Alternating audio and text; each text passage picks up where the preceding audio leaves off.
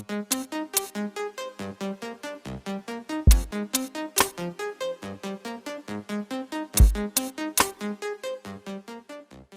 so welcome back again to the channel.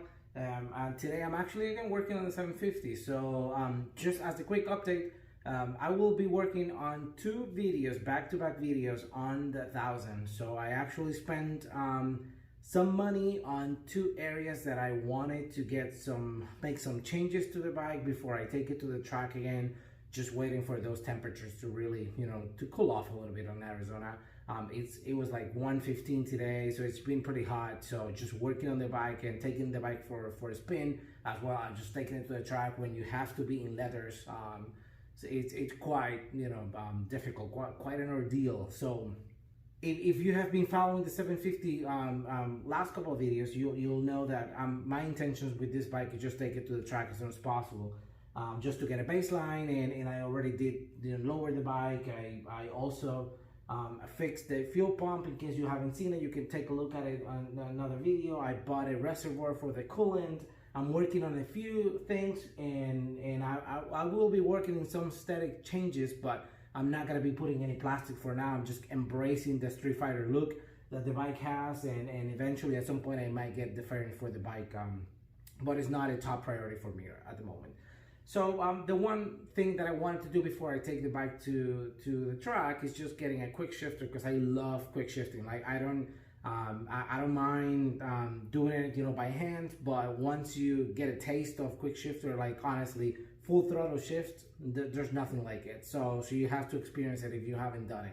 So I was gonna pull the trigger, actually buy a new one for the 750, but I decided, you know what, how about I just try something different, because I really want to put new parts and like the brand new stuff to the 1000, and maybe see how I can get creative with this one, and maybe getting something secondhand or I don't know, whatever options I get. I started looking into the HealTech product line, which is the same quick shifter that I have with the 1000. And I realized that the product number or the serial or the part number for both of the products is the same from I think I want to say from the 2001 through like 2020 on the 750, and the same part number for the GSX-S1000 since they started making this bike on 2015, 2016. So I looked into some other brands, and I realized that the numbers for the part numbers will change, but they stay the same when I was looking within the Suzuki brand. So I'm thinking, maybe that's because the plugs are actually the same on the coils. So I decided to pull the trigger, and I decided just to remove the quick shifter from the 1000, and then just see if it's possible to use it on this one, and then I'll get something new for the 1000. So that's what I'm doing today. I'm not gonna be recording myself removing the quick shifter, because you have seen that before, but I will be recording myself doing the best I can to see if I can get it to work on the 750. So let's get at it. This is the moment of truth. So I'm really trying to see if I can reuse the 1000, the quick shifter for the 1000 on the 750. And to my surprise, I unplugged the connection to the coils, and I actually installed the one connection for coming from the quick shifter, and it was the same pattern, same plug. So I was super stoked to see that it was gonna work. At least up until this point, I knew we were on a good route. So in case you're wondering what's happening here, what I'm doing is the harness from the quick shifter, from the Quick Easy HealTech quick shifter, comes with two plugs. So one of them you're going to be intervening, you're going to be unplugging the one coming from the coil, and then you will be plugging that one to the quick shifter, and then the quick shifter has a second lead, which is the one you're going to put back to the same coil. So now that all the coils are connected with the harness, so this is the other end of the harness. So this is how you're going to be connecting or establishing the connection from the negative, they're going to be providing to the QSX box, and as well as connecting to the Bluetooth module, which is going to be the one receiving all the setup and that you're going to be working on your app. So find the best way to route it where, you know, when you're lowering the tank, you're not pinching any cables and they're out of the way and they're not, you know, intervening with any, you know, important areas of your bike.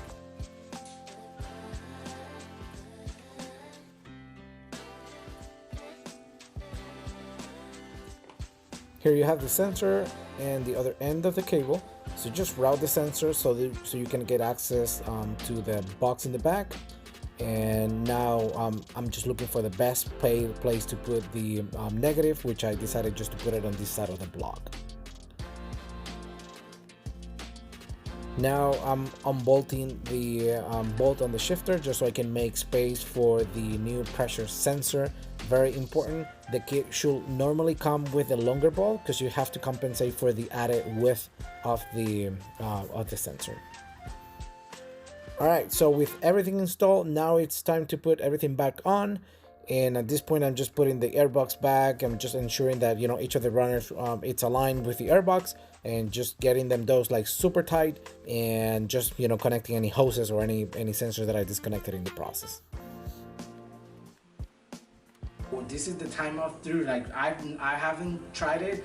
If you saw it, I just did the connection on the cables. I did the connection in the back with the box. I also connected the pressure sensitive connector, right? And now I'm just gonna pull the app just in case, but since I haven't actually done any changes, I'm expecting that it's gonna work like the same way. I have some slack on the chain because I haven't adjusted it yet, but let's just take a quick look and see how it works. Okay. I'm actually crossing my fingers. I really hope that it works. So let me put this in here. Let's just turn the bike on. Hopefully I put everything together, okay? I'm gonna get the app to see if I can get connection to the app. I can check if the light is on. The light is indeed on. So I just did new connection. It's in pairing mode right now. It's doing the pairing request. I'm entering the number. It's connected. I see the connection and I see it working on this end. So let me just give it a try.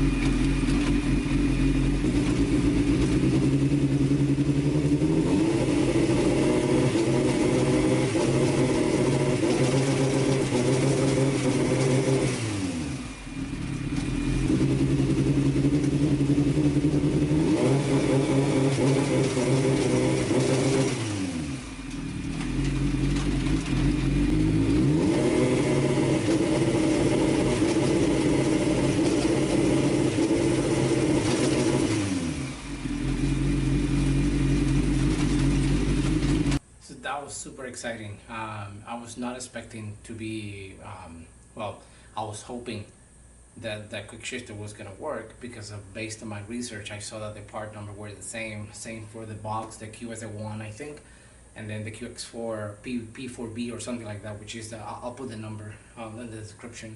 But essentially the same unit that I had on my bike is the same one that I have on my 750, which is, I want to say, 10 years or so older than my GSX-1000.